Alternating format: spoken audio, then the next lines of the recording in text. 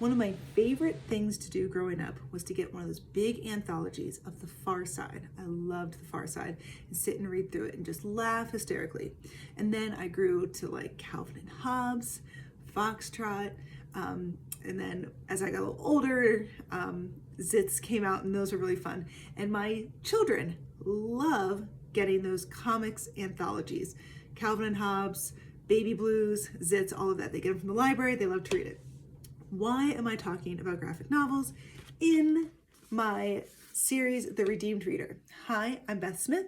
I'm a homeschool mom of 4, creator of a Feast of Ideas homeschool curriculum, music educator and piano teacher, and I love talking books. I love children's literature. My Feast of Ideas curriculum is all based on literature and great, wonderful, cozy read-alouds to do with your family.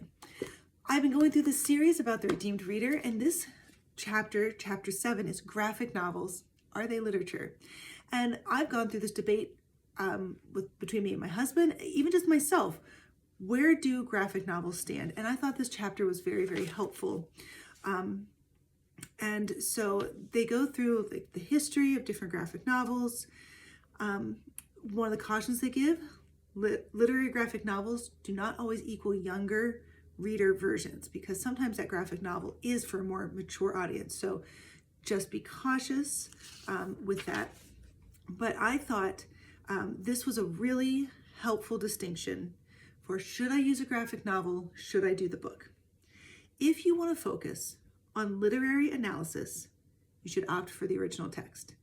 If you simply want to expose readers to a story, then you could pick a graphic novel.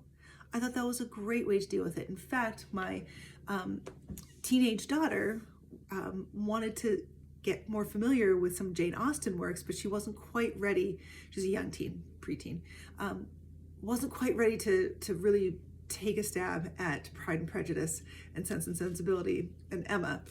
And so she got the graphic novels, and so she was really able to enjoy the storyline because she wasn't weighed down with trying to get through all the language. And now she's much more primed to read the original text because she knows where the story's going. She's more familiar with the characters and has that picture in her mind.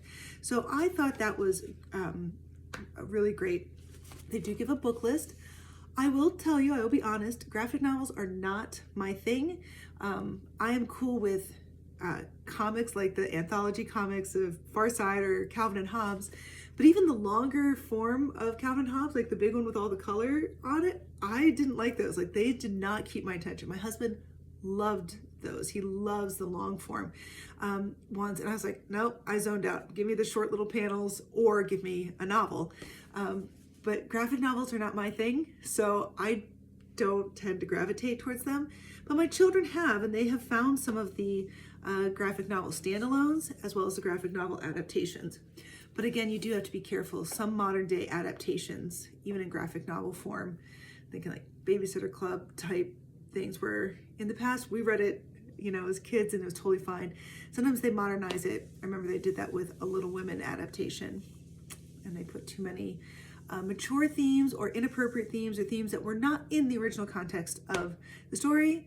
And I didn't want my children reading those. So you do have to be careful because it is sometimes considered a more mature medium.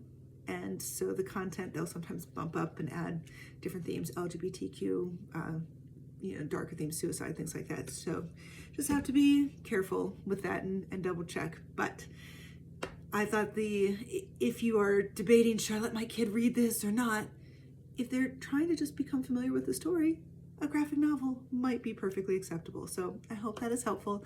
Again, like and subscribe and join me for another chapter of The Redeemed Reader.